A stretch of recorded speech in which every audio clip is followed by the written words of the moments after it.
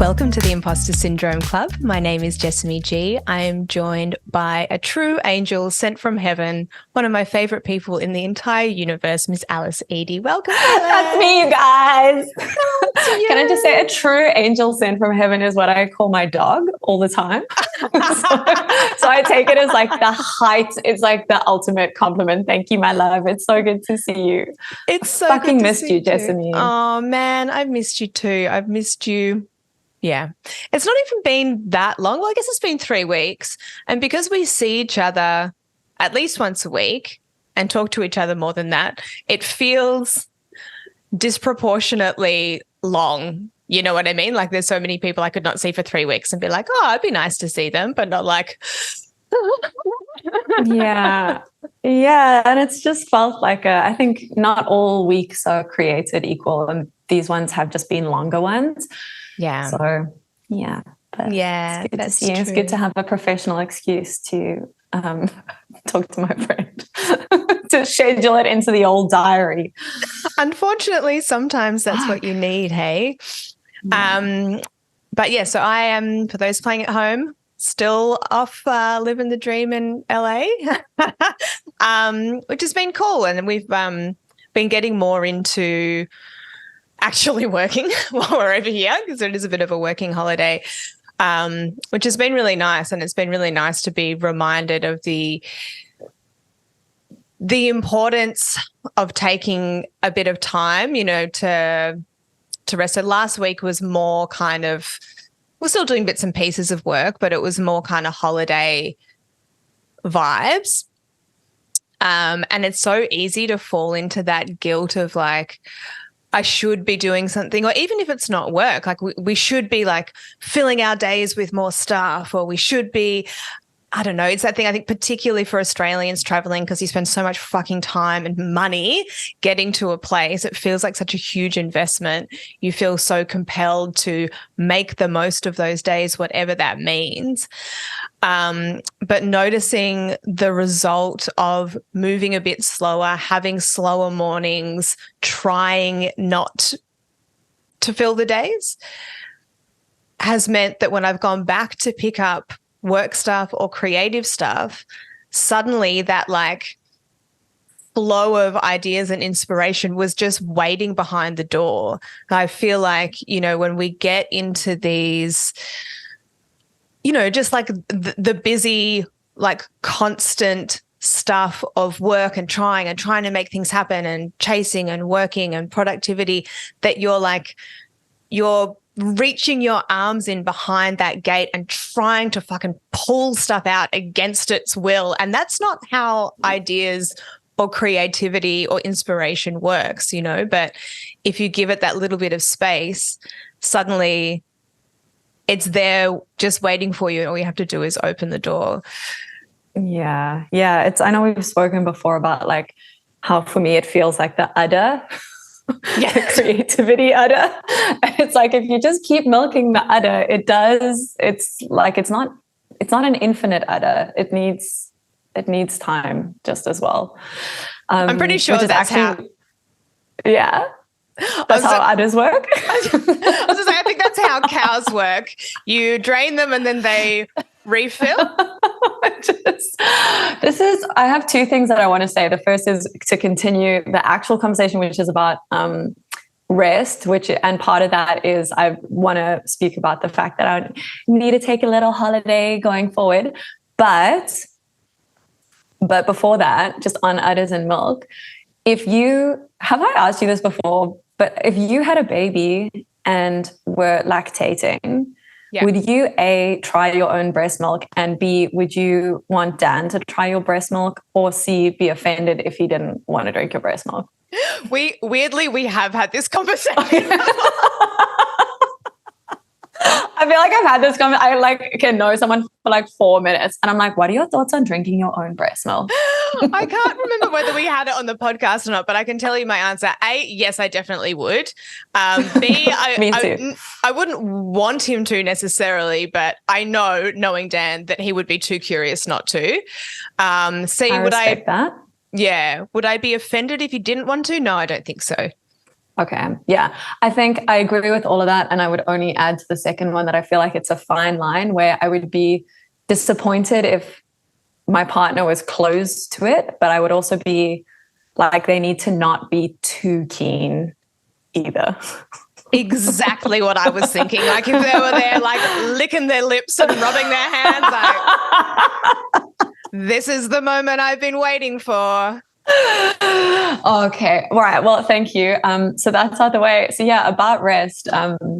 And to your point as well, I actually like for everyone listening, sent Jessie an email earlier this week, and I was like, I love you and I love this, but I'm just feeling like I need a little holiday, which I love the fact that your reply was straight away just like completely supportive. And we found a super fun solution that I'm very excited about, which is going to be 2 months of Jessie fucking running the show. Woo! Yeah.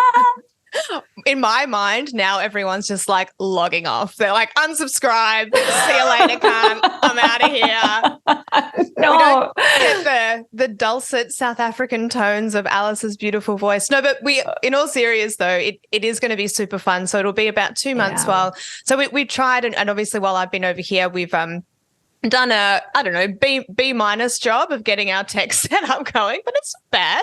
You know, I'd say solid B. We don't need the minus. Yeah, okay. Yeah. A solid B. But we may or may not have let people know that basically as soon as I get home, Alice then heads off on her own overseas journey also for a couple of months. So which all felt very doable to do remotely at the start. But I think that combined with just identifying how important it is to have time to rest and recharge so you can give projects like this your all, but mainly so that they can continue to be fun, because there's not, that's the whole point of doing this really. Like, we're not making the big bucks. We're not making any bucks. So if it ceases to be fun for whatever reason, because we're getting tired, burnout from work stuff, life stuff, all of that kind of thing, then what's the fucking point? So excited for that. To add, just fully agreeing with you, but also like definitely I think that something that we did early on that has been like incredibly helpful and I feel like is worth mentioning, and I think we did mention it at the time, but for maybe people that weren't along for the ride at that point, is like we sat right at the very beginning and we're like, why do we do this? Like, so that exactly when moments like this happen, when we're both feeling tired and overwhelmed with life stuff, like it's not even, I mean, this to me is one of my, it's like my happy islands in the midst of all the other chaos. So sometimes you can be fatigued and it's not a reflection on the thing. It's just a reflection on you being tired. But a thing that we'd done in the beginning was like our intention with making this podcast is love and friendship and hanging out together and kind of like sharing that, just that love in the world for whoever wants it, whoever wants to show up. And that I think was such a helpful guiding force, because I think like you say, remembering that the fun is at the heart of it. I don't know, just made it feel like it was a safe place to also, because it's hard, like you collaborate with someone you love and you don't want to let them down. Like you don't want to be the weak link, but also you're a human. And I didn't want to like not say it either. Yeah. Yeah. And that is hard. And as much as, I feel exactly the same way. This is always the light of my week. But working in a partnership, you never want to let the other person down. And working out what that means is hard. And sometimes it means you got to take a little break, because like we've said many times before, it's like the fucking oxygen on the airplane, like you've got to put your own mask on first. And, if you are feeling full and bountiful, then you have, then you have stuff that you can give to other people. But if you're running on empty, then you've got nothing. But all this being said, And as much as I will miss you deeply, as I know all of our listeners will as well, we've got some cool stuff that's going to happen. We're going to have some really fun guests and some Alice imposters that will join us every week. I was joking just before that I was going to make them wear a wig and talk in a South African accent. In the car park, I wrote a list and drink milk and go and I can't wait for this. I feel like where that ends is just me not letting them leave and like holding them and crying and then being like, come on, Alice. I also love the idea of you sending the pitch to them. Be like, hey, do you want to be on my podcast? All you've got to do is pretend to be someone else and not get any credit, and I'll cry and Photoshop their face onto you. It's cool. Who wouldn't? Who wouldn't want to? Yeah, right? I feel like it sounds like fun. So on the topic of rest, a while ago, and I can't remember what episode it came up on, but someone had mentioned a TED Talk called The 7 Types of Rest. And we'd be wanting to sort of review it for a while because it's been increasingly relevant, I think, for both of us going through, you know, a variety of life stuff and work stuff this year. And fucking 2023 has been a cunt, I got to say. And it's not just for me. It seems to be a global opinion that there is something about this year that has just felt really hard. And I don't know if it's finally, you know, our chickens coming home to roost after lockdowns and whatever, because I think that sort of makes sense in a way that sort of like 2020, 2021 lockdown, 2022 was still very like, yeah, like, is this really happening? And kind of getting stuff back together, where this has been the first year of sort of things feeling quote unquote normal in terms of being able to move around the world and stuff, and things kind of calming down from that perspective, which is when I think all of the like trauma and feelings and the repercussions from things that might have happened with your work situations, relationships, friendships, all of that sort of stuff has the space to rise to the top. And I think from a lot of people that I've spoken to, things have just felt really hard. And I think we've had high expectations on ourselves. I'm obviously talking about myself. I'm going to make it sound like everyone's going. No, I think we're all very aware of who you're talking about. We're all there. But I do think it's true that it's sort of like, oh, okay, you know, like you've got no restrictions, or the world is open. You know, this is your time now to step up. Like, you better step up and make up for this lost time, whether it be career progression or friendships or socializing or travel. It's like, you better fucking get out there and do it, because who knows when something like this might happen again. And I think there's been a real push. People have been pushing themselves to get up and do stuff. And I think in a lot of ways have not been ready, because we're also out of practice. We're out of practice at doing lots of stuff, of being really social. And I think that there seems to be a global burnout, which is why we thought it might be a good time to kind of revisit this list of the 7 types of rest, because it's not just about, you know, saying no to one more dinner a week or getting 8 hours sleep. It's actually much more kind of nuanced than that. Yeah, I found it really helpful, like just having names for different things in this way. And I know we both do, and I feel like it's probably quite a recurring theme of our conversations, whether they're the recorded ones or not. But I think both of us love like a mental model of a thing, whether it's like naming a thought pattern that you've always experienced but never quite like had a specific label for that feeling or that pattern, or whether it's like a kind of diagram that illustrates like an emotional journey or whatever. Like, it is just really helpful to have that. And with the rest thing, it's kind of, I feel like the thing with these mental models is like you kind of know that they're good when they feel obvious the second you've heard it, but in that way that like you actually hadn't articulated it in that way to yourself. You hadn't thought about it that clearly. And then the second you hear it, you're like, yeah, of course, like obviously.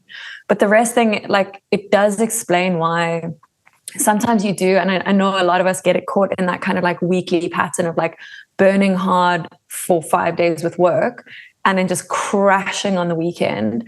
And it's not actually refilling or replenishing you. It kind of just feels like it's like a breather, and then it continues, but the spiral is still downwards, which is why I think a lot of us are feeling so burnt out. And it's like just recognizing that there are different textures to rest that align with different textures of work and effort. And, you know, the energy you spend is not all the same currency. So the rest you need needs to kind of relate to the currency of energy you've been spending. Yeah. Exactly. Beautifully articulated as always, Ms. Alice. Well, I'm just reading that from ChatGPT on my screen. Yeah. I'm not, you guys. I'm not, okay? That was my brain. Oh, maybe that's how I'll replace you for the next 8 weeks. It's just ChatGPT being like, I'm so tired and scared all the time. It's a perfect imitation. Oh my goodness. All right. So do we want to go one for one with the and go through the list? Yeah, let's do it. I like it. It's a game. It's like right. It's homework, but a game. That's how I have to convince myself to do any form of homework. Okay. All right. Okay, you go first. Okay. So the first type of rest we need is physical rest. I'm just reading this out from the article, by the way. Okay. The first type of rest we need is physical rest, which can be passive or active.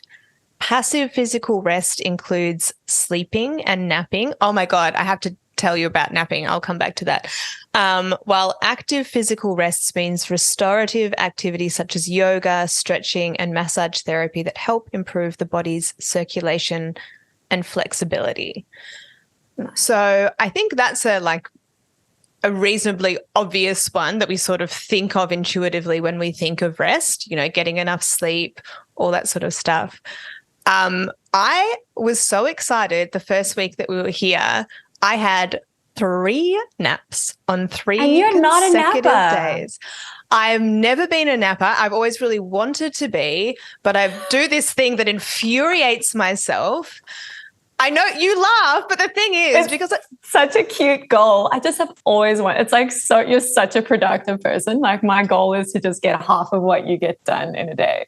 But the thing is, because I get up so early, because I really like they're my magic hours that I like, it can be really hard to get enough sleep because if you're getting up at 4:30, 5 o'clock in the morning, to get 8 hours sleep, you have to be asleep by 8:30, 9 o'clock in the evening, which, you know, for a grown-up person is not particularly easy to do a lot of the time, particularly in summer. Winter's a bit easier, but like in summer, it's fucking light outside. So the reason why I've wanted to be a napper is to get a little bit of extra sleep because I often miss out. Like I'll often get sort of 6.5 hours sleep, which is not quite enough.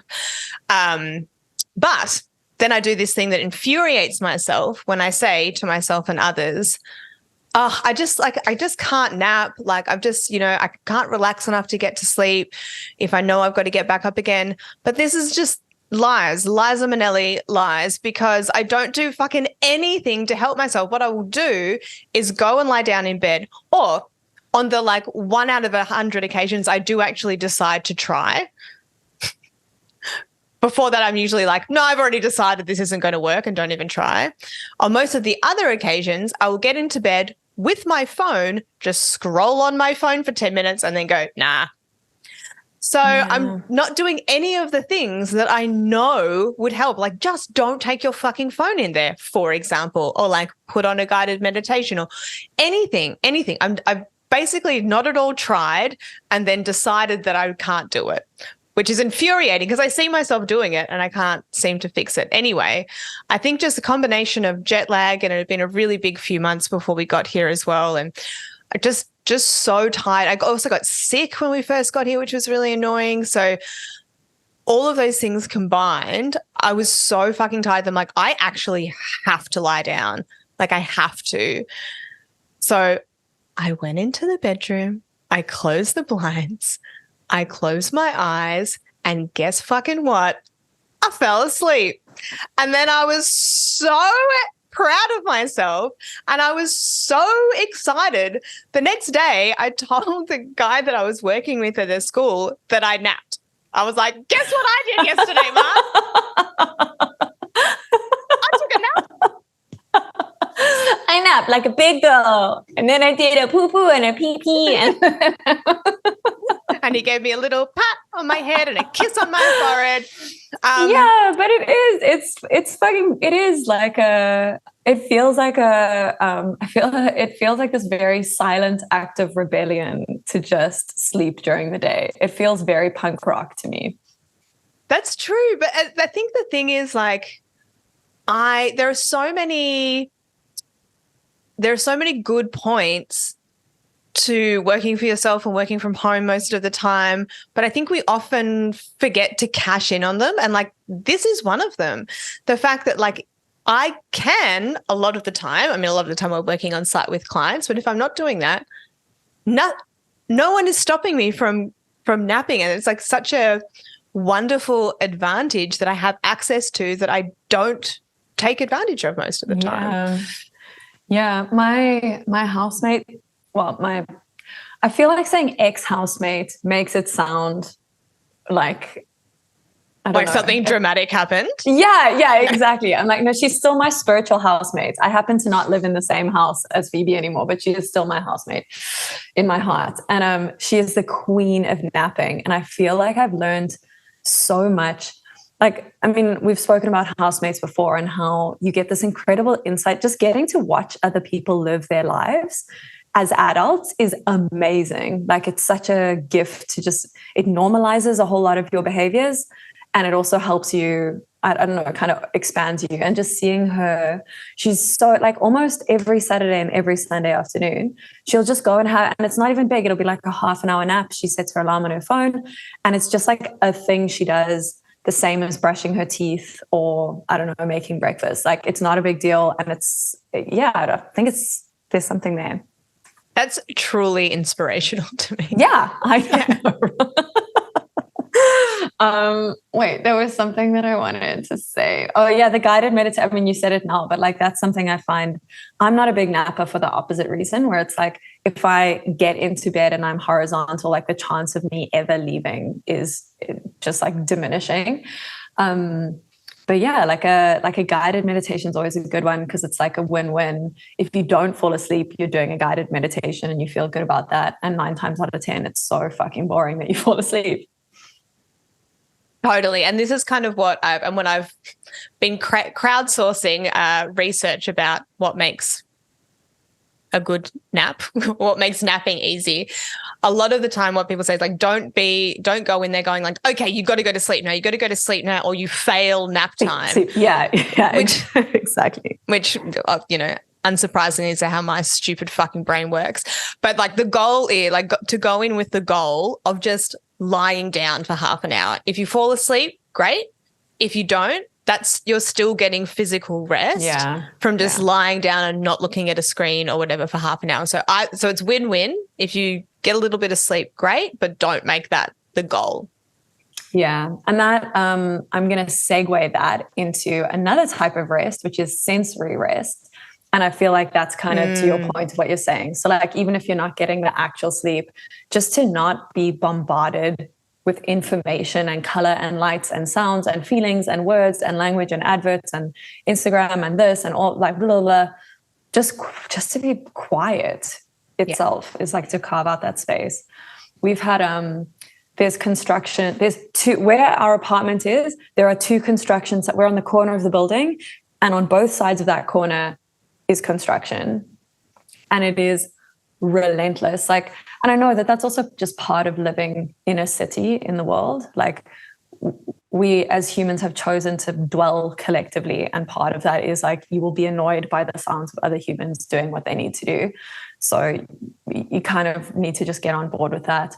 or move out to the country and be a recluse. But like, so it's fine. It is what it is. But it's, I think I've really been realizing the effect of just like constant stimulation.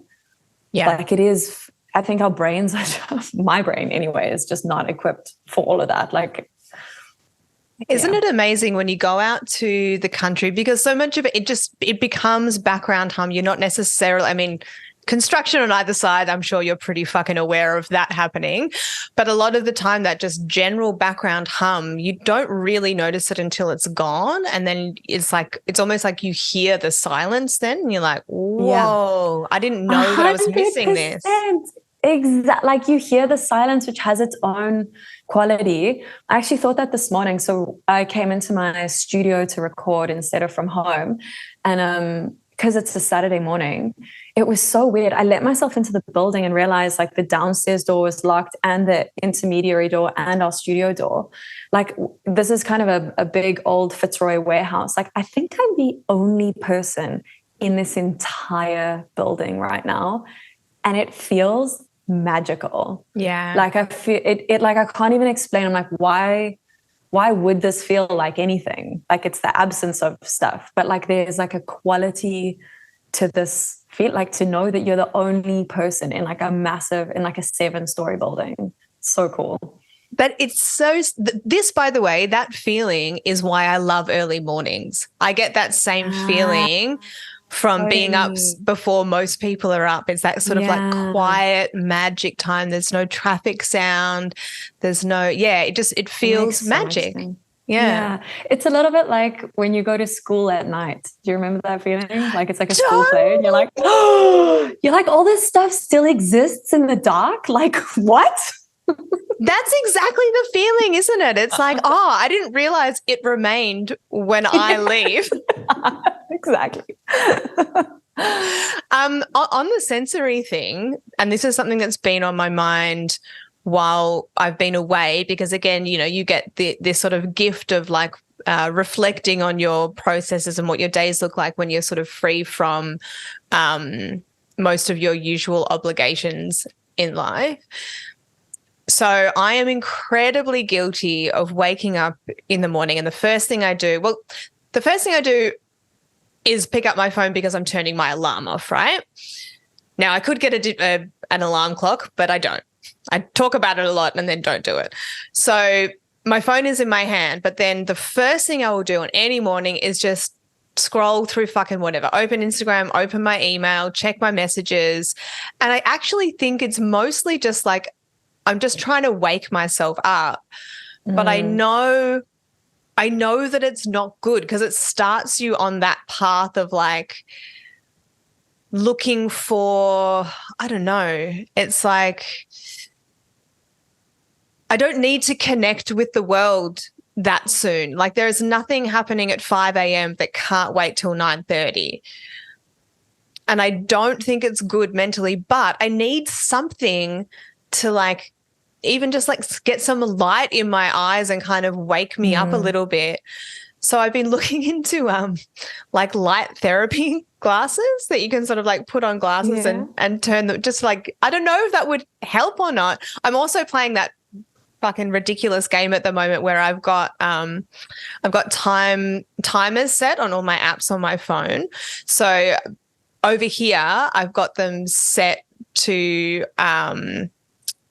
limit everything pretty much other than things that wouldn't like the app I need to book into the gym or whatever, for example. There's not like I've got to go and scroll through to remain closed till midday, because midday here is 5 a.m. in Melbourne. So like there's literally nothing is happening on the phone. There is no point. Nothing's happening. I'm not missing anything.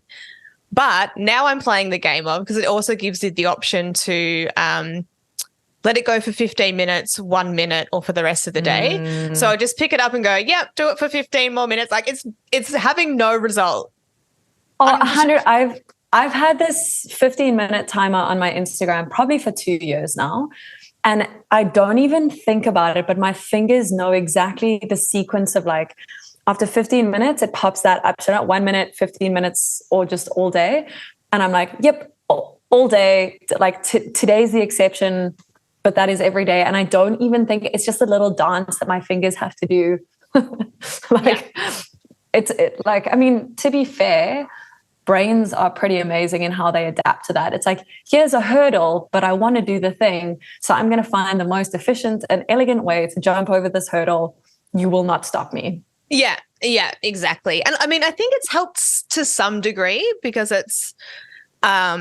it means rather than just like mindlessly doing it forever, like if I do it for one 15-minute block, I'm not likely to go over that 15 minutes, at least not in the one sitting. But from the other side of things, it now feels like, ooh, I'm doing something fun and naughty. And then that's like that's getting my reward senses going, you know, which is it's just you. It's you against you, Jessamy, you fucking idiot. Like there's no, you know what I mean? You made the rules.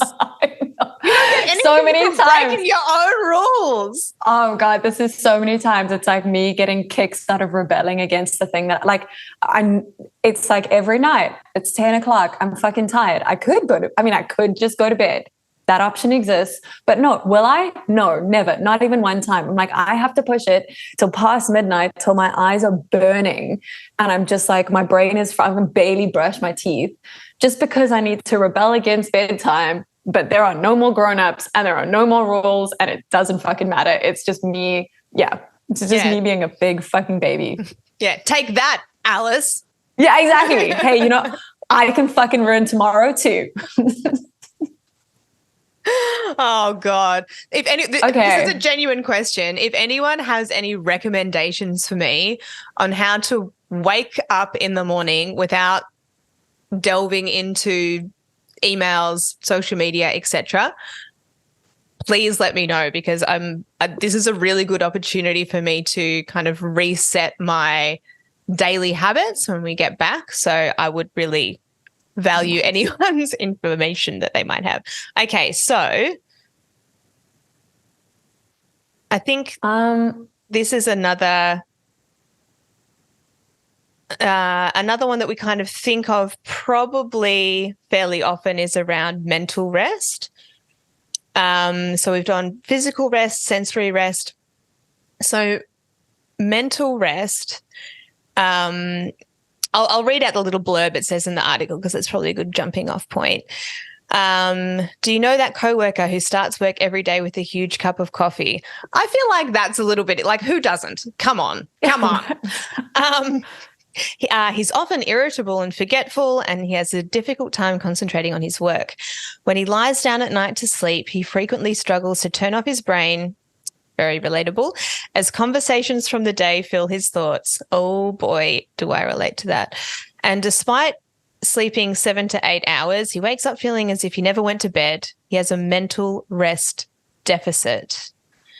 Okay, I'm sorry. Why is this written in such a weird third person way of like, you know, that coworker? Also, if we're going to like imagine it's a coworker, we don't know how they wake up in the this is I don't know. Let's just own our shit.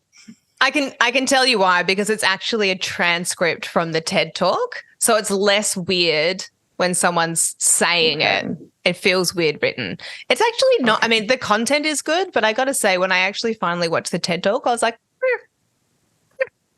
but I appreciate the scaffolding of the types of rest. So this one is a huge one for me, I think, because I get a very hot, buzzy brain often at night, often also in the morning, which means I wake up, like if I wake up, I'm awake. Like there's no snoozing, there's no going back to sleep, there's no like, oh, I'll just lie in bed and have a lovely time. It's like I wake up, the brain's on and off I go.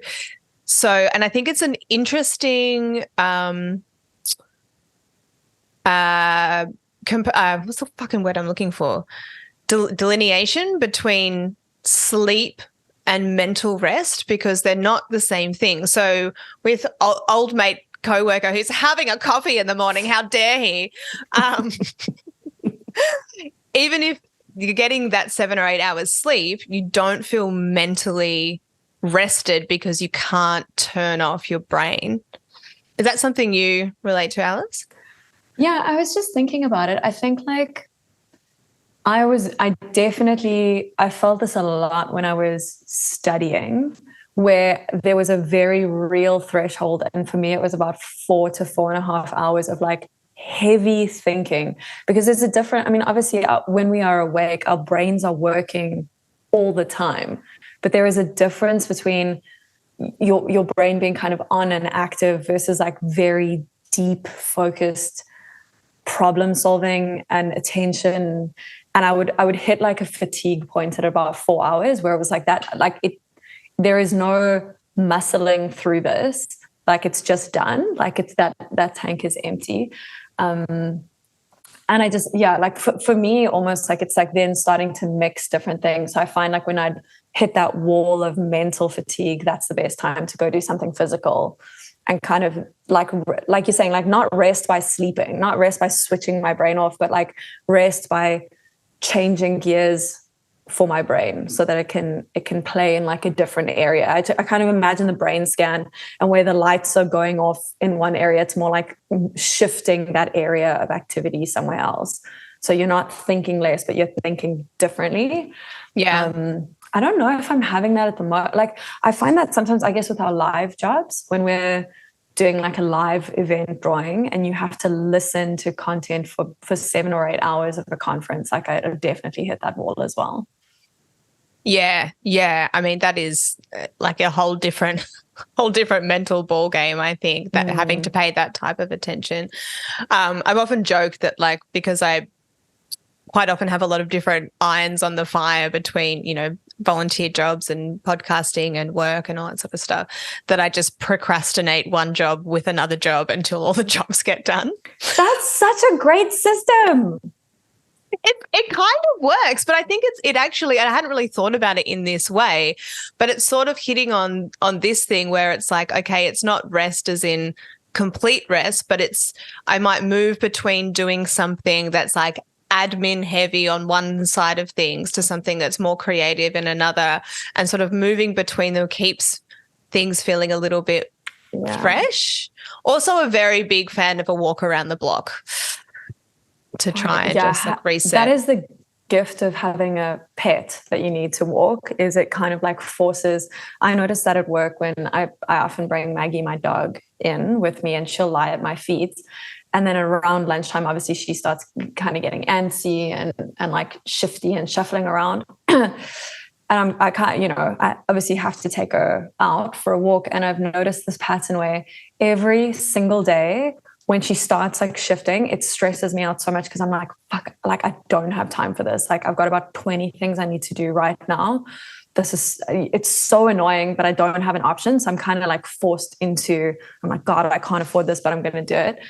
And then within 15 seconds of being outside, everything that was feeling this big and stressing me out, I'm like, oh, it's actually fucking fine. Like, this is totally manageable. And it's just having like sky above you instead of roof. I know I sound like the hippie that I am, but like, I really just think it's like, we're animals, man. Like, what do you think is going to happen when you work inside a cage the whole day? Like, there is something, just go outside, getting natural light in your eyes, having infinity space above you. It just puts your shit into perspective.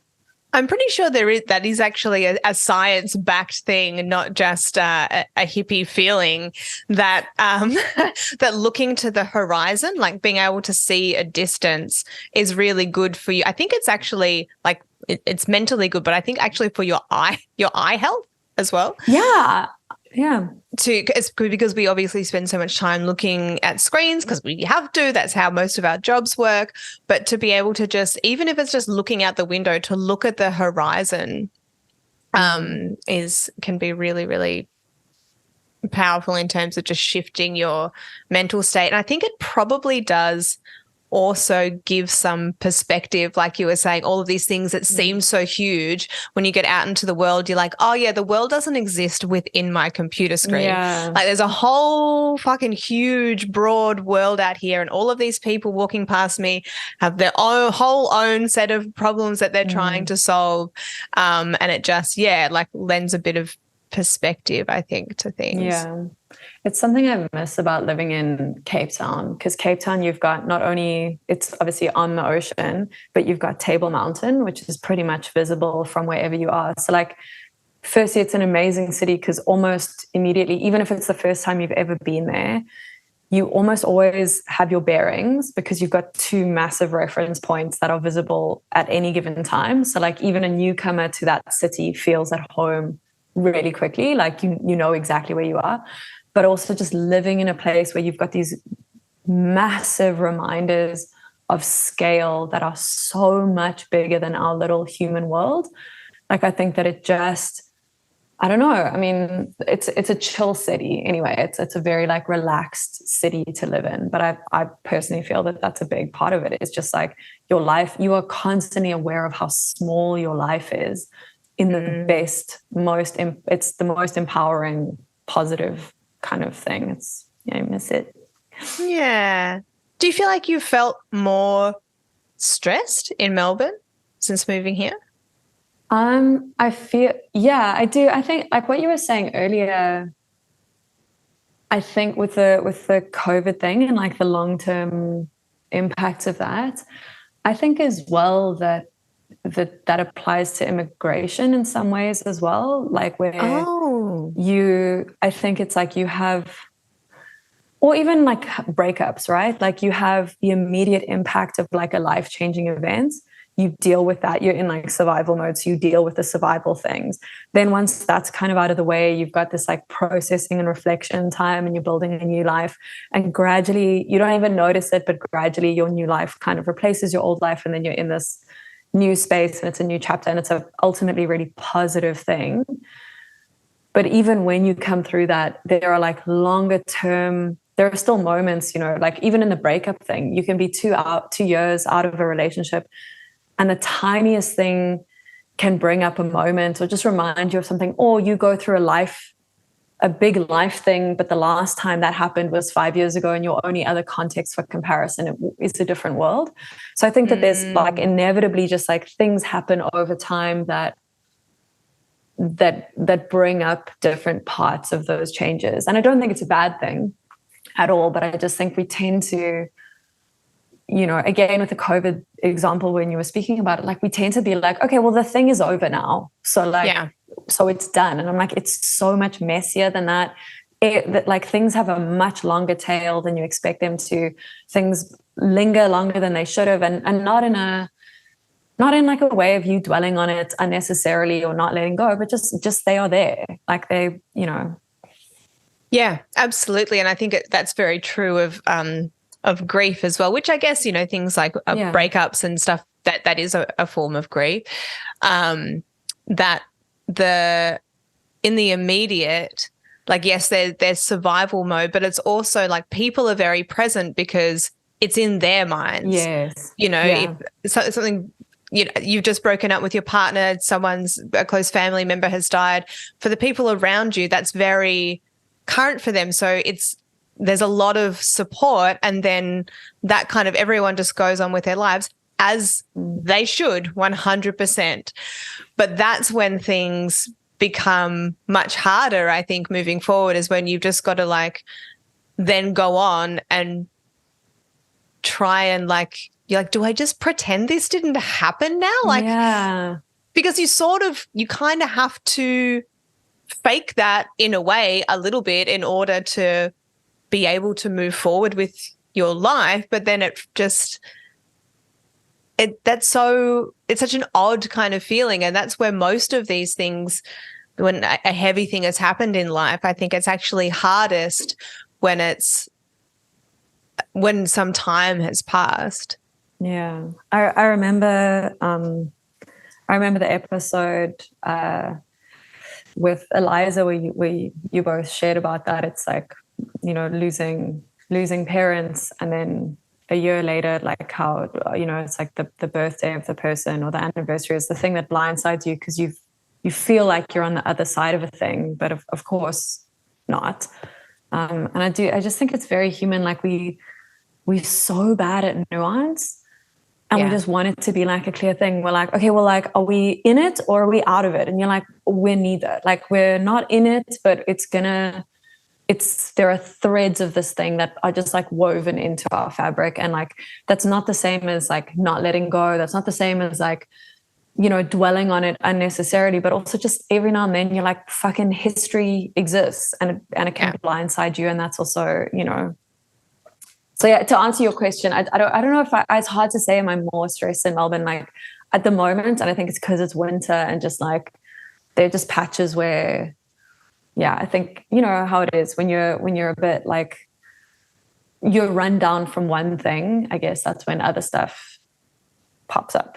So. Oh boy, do I fucking ever. Like, are you familiar, Destiny? Are you familiar with feelings? 2023 has just been like, it's been like dominoes made of shit, just like falling down one at a time. At some point, they've got to end. There's been a few times where I've spoken to people about like one or two of the shit dominoes, and they're like, but like it's got to be the end, like, or things come in threes or whatever. I'm like, that is fucking adorable. You clearly are not aware of the length of my shit domino line this year, but it is not over, baby. I have a friend whose like thing was always things come in threes, which I don't believe, but because I love her so much and because she's so much part of my inner world, it's now a thing that I think. And it's the same way I don't believe in ghosts, but I still freak myself out about ghosts. It's like things, one shit thing happens and I'm like, oh, it's a bummer. Two shit things happen. And then I'm like, oh, fuck, there's like a third one coming, even though I don't believe it. Those things seep in there. That's right. Whether you think that it's silly or not, but it can also be helpful, I think. Like say 3 bad things in a row happen, there's something helpful that we can be like, oh, well, I'm done now. I know, but then if the 4th one happens, you're like, oh, fuck, I guess we're on a multiple of 6. So now there's 2 more. Like it's just like bad things are going to happen. You can divide them up how you want, but it's just... Can I ask you a really dumb question? Always. Would you describe yourself as someone who's scared of the dark? So no, I wouldn't, but I would say I'm someone who's quite often scared in the dark. And how are they? How is that different? Okay, it's not the darkness that I'm afraid of, but it's like the darkness gives me space to like, I play this game where I'm like, because one of the things I want to do in my life, I can't believe we've never spoken about this, but like one of my life goals is to write the screenplay for a horror film. So this fun game that I play with myself is like in the dark, doesn't matter what the situation is. I'll be like, what is the scariest thing that could happen right now? Like what, if it happened, would fucking just end me? It would be so terrifying. And then because I play that movie in my head, I get scared of the story that I told myself while I'm fully aware that it's a fiction. Classic Alice. Right? Take a thing and make it harder.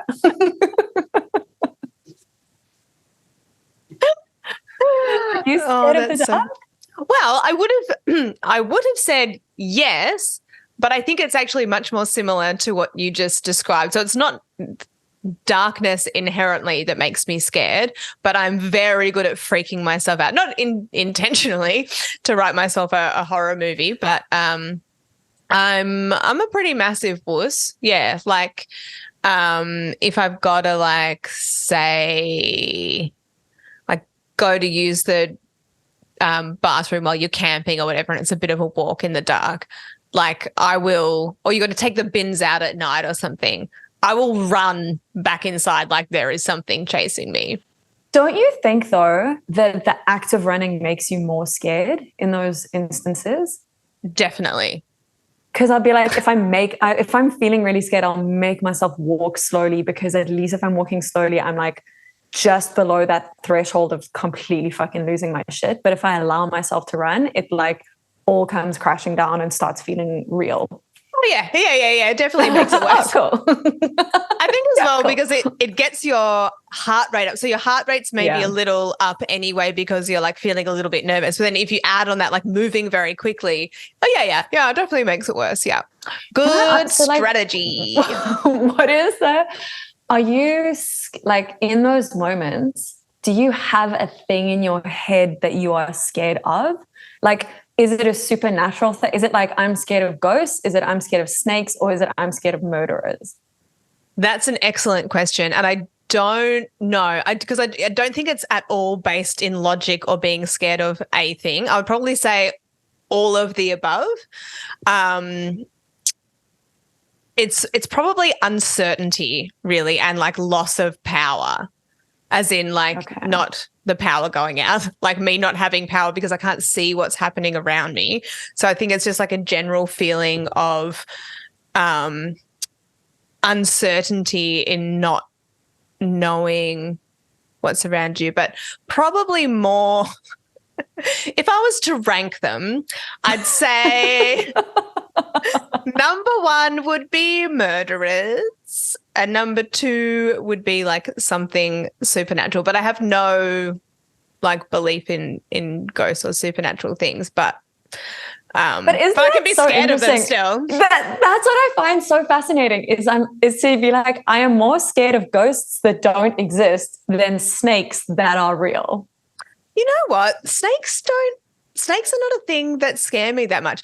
I mean, I don't want to like come across one. I certainly don't want to get bitten by one, but like spiders get fucked because it's not about the danger. That's not the thing that I'm scared of, although I don't want to be bitten by either of them. It's about the sensation. So to me, a massive spider is much more scary than a massive snake because I don't want the feeling of the spider crawling on me, and holding a snake or having a snake slither on me is much less disgusting than a spider to me. So about the like something that I think is really interesting is that there's a difference between a thing being scary and a thing being creepy. And it's to do with that like visibility thing of like, you know, if a person, the kind of classic examples, like if a person runs straight at you holding a gun, that's like fucking scary, but it's not creepy. Yeah. But like that person like hiding in the bushes outside your bedroom window watching you, even if they don't have the gun, that threat, like that's fucking creepy and also scary, but like predominantly more creepy. And apparently that has to do with it's the ratio when you were speaking about power and visibility. It's like the ratio of like how much you can see and how much others can see you. Oh, and what ranks is like, so scary thing we can like see and like ascertain a thing that is scary, but like a hidden threat that when someone else can see more of us than we can see of them, that feels really creepy to us. And there's a theory that this is why people pay so much for houses with views, is like, not that it's a conscious thought, but like we feel safest and best when like we are hidden and we have maximum surveillance of the surrounding. It's the way like if you take a human and put them in an empty room, pretty much like all people of all languages and all cultures will go into a corner eventually. Like we will not sit in the middle of the empty room with 360 degrees around us. Totally. Gosh, that's so interesting. I think that's also why I hate ghost trains or like haunted houses. Sorry, what? Ghost trains. Like what the fuck is a ghost train? Like what? You don't know what a ghost train is? Well, is a ghost train. Okay, if I had to guess what a ghost train is, I imagine I'm in like the desert in Arizona in an old mining town, and there's an abandoned train track, and suddenly I hear the sound of a train and a train goes past, and then I find out from someone like, what? Look, there hasn't been a train around these parts in 100 years. Like that to me is a ghost train. And I would be fucking terrified of that. Is that not what that is?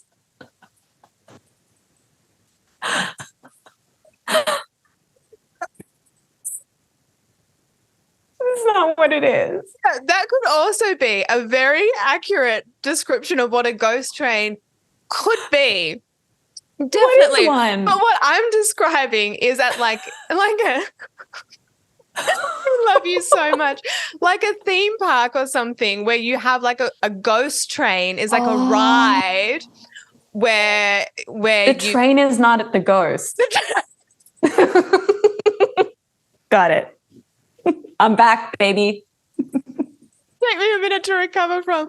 The train takes you to the ghosts. Yeah, or like through the ghost. So that you like, I mean, they might have like, you know, it's all like creepy haunted housey. They'll have like spider webs and they'll always have, you know, some fucking 15-year-old who's paid $5 an hour to go and touch the back of your head. And it's not the fact that it's scary like the other things that we've described, like it feels like there's actual imminent danger, or that the way that they've set it up is so incredibly scary. It's the fact that like, you know, that there are people there that are going to fuck with you. Like, you know that someone's going to touch you, that something's going to fall down from the roof. And it's like the anticipation, that's like the most frustrating thing for me. 100%. So it's not so much scary. I mean, that is the kind of like nervous system feeling, but it's more just like, oh, I know that stuff is going to happen.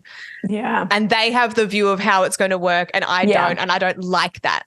Yeah, 100%. Also, like, hands down, what is scarier than ghosts? Teenagers. So it's got like all of the elements of a nightmare. Absolutely. All the classic hits.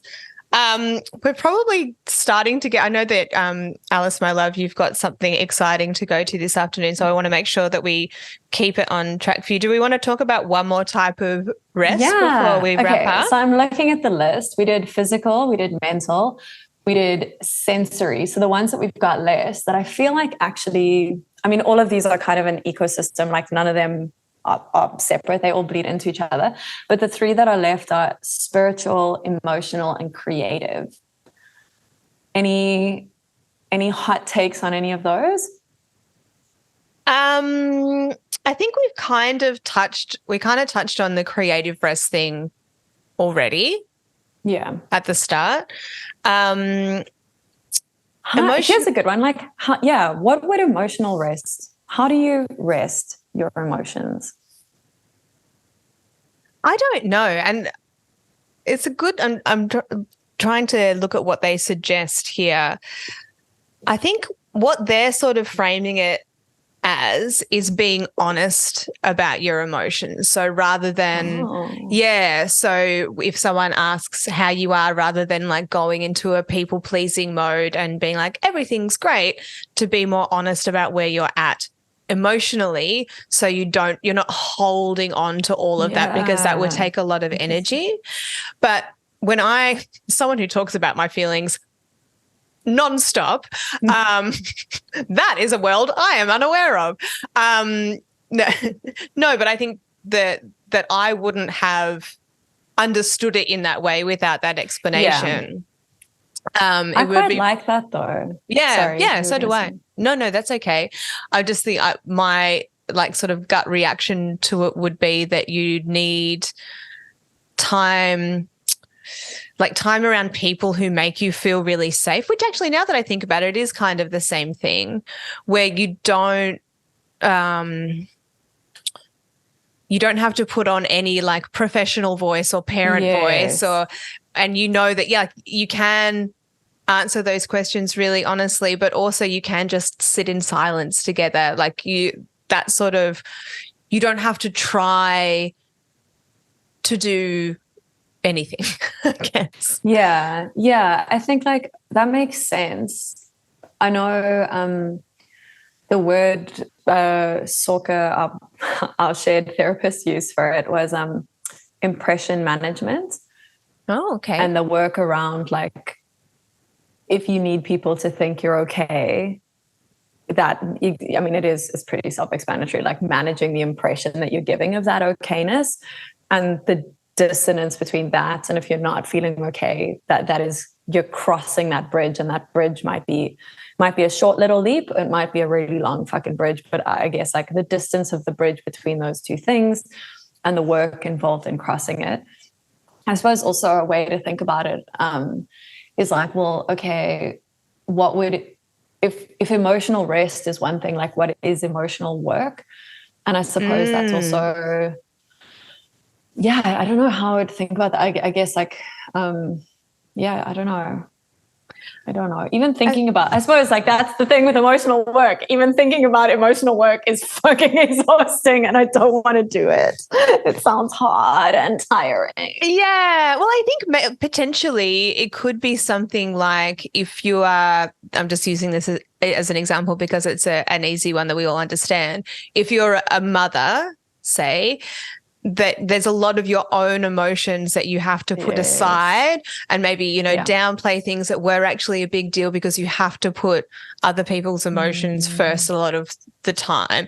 So I think potentially that could be emotional work in the sense that you're holding them, basically you're prioritizing other people's emotions over your own.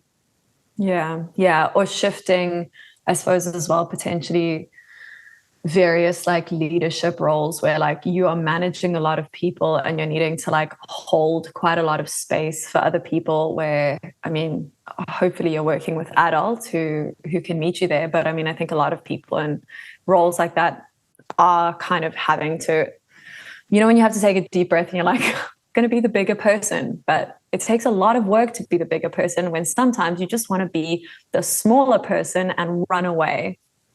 You're speaking straight to my heart. Yeah, I think that's a perfect example. Yeah. Yeah.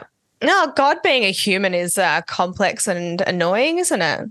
It's also fun. Can I tell you about, like, I know I'm the person with the time pressure, so I know I've got to run, but I just had this moment. It's been like a sort of a intense couple of weeks, just like with work and family and life is, as it happens, like you go through patches. But I was with a family member last week who was kind of going through like a sort of a breakdown, I suppose, and her, like, she's older, and I think her partner was kind of there to support her, but they are of a generation where they don't necessarily have like as much emotional. It's just like they come from a generation that didn't talk about feelings, I guess, as much. Yeah. And I'm not saying that in this like smug way of like, just because we can fucking be self-aware every now and then for 10 seconds, like we've got all the answers. Clearly, I do not think that. But I think we're a lot luckier than the generation that came before in terms of like having tools to work it out. And fuck, when I see 21-year-olds now and the way that they are so literate around these things, it's like levels and levels above. But there was just this moment where she was really struggling. It was like mid-morning. She was in bed. She was kind of unable to get out because she was just completely overwhelmed and kind of, in tears and not knowing like the way out. And her partner came in and was like not even really, didn't know how to ask, didn't know how to be there for her, didn't have the words, but he kind of just like stood next to her and he was kind of just like holding her hand. And she was almost like apologizing to him because I think she was like, can see that also affects him, but she's unable to get out of that hole herself, but also realizing that it's damaging someone that she loves. And him being there and like not being able to fix someone that he like the pain of someone that he loves. And like he's a very stoic man, and I just kind of like saw like these tears welled up in his eyes, and she was in tears, and I was like standing there just like not knowing what the fuck to do. Like I'm like, yeah, you want to help, but it's so big, and I kind of just had this like moment where I zoomed out and I was just like, this is one tiny suburban house in a suburban suburb where everything looks the same. And you just kind of keep zooming out, and it's like one of thousands of tens of thousands of hundreds of like millions of lives that are happening. And like this tiny moment, but it was just like, it was almost like fucking heroic, like just this love in this second. And I don't know, it's what you're saying now. Like, yeah, it does just sometimes feel like you try to do all the right things and it's hard to love people. And even when you want to love them, you fuck it up all the time. You don't know, you're fucking it up, they're fucking it up, everyone's fucking it up. And that's when you're trying. I'm like, my God, then what about all the people who aren't even trying? Yeah. Right? Yeah. But then there's just, I don't know, there's like little moments like that. I'm like, it was just like, it's tiny. It doesn't go in any history book. it's forgotten. I don't even, maybe they don't even remember it by now. It was a week ago, but like, I don't know. There's that too. Yeah. There's no big conclusion, but there's that's happening. Yeah. Oh, I love that, Alison. There is so much beauty amongst all of the shit dominoes. I might, on that note, just leave us with a kind of final thought. While we've been away, because we're staying right near the beach, so every morning we started our day going into the water, Dan and I, and we have been thinking about doing that. And, and the water here is warm, it's lovely, it's not that different from the air temperature, but it always, when you go into water, regardless of how hot or cold you are or how hot or cold the water is, there's that moment where it's like, ooh, ooh, ooh, ooh, ooh. And we're like, what is that? Because it's not actually, it's not pain. It's not even really discomfort. Like, it's kind of temperature related. But really what it is just change. It's just the experience of change, because once your body is immersed, the temperature is perfect. Everything feels fine. You're now in water world. But it's just been such a good daily reminder that change kind of hurts when you're experiencing it, but the other side is fine. The water's fine. Yeah, water's fine. My little mermaid, thank you. It's such a pleasure chatting to you, my love, and we are going to miss you dearly for the coming weeks while you're away, but I'm so excited to listen to this podcast and I still get to hang out with you. I now get what my friends tell me when they're like, oh, it's like hanging out. I'm like, oh yeah, cool. I'm so excited, and thank you for being the kind of creative partner where we can take the space we need. And I know that there'll be a time, where I'll catch you and run it and do that. And yeah, just thank you for being the best. I love you. I love you too. And no heckling the pod on social media or whatever. Just going on, actually, I have a point to make. Like, no, fuck off. You're on holiday, fuck off. Well, gorgeous Alice, I hope you have a wonderful day. Have a wonderful holiday. Don't worry, guys. We will be back to regular programming, all refreshed and bright-eyed and bushy-tailed. It's just change, guys. The water's fine. Thank you, my love, for the conversation as always. And thanks everyone for listening. You guys are the fucking best. See you soon. Bye. Thank you for listening to the Imposter Syndrome Club. Please follow us wherever you find your podcasts. And if you're feeling extra kind, rate and review. Or if you got any insights or value from this, share with a friend. You can also find us on Instagram @ImposterPod or online at impostersyndromeclub.com.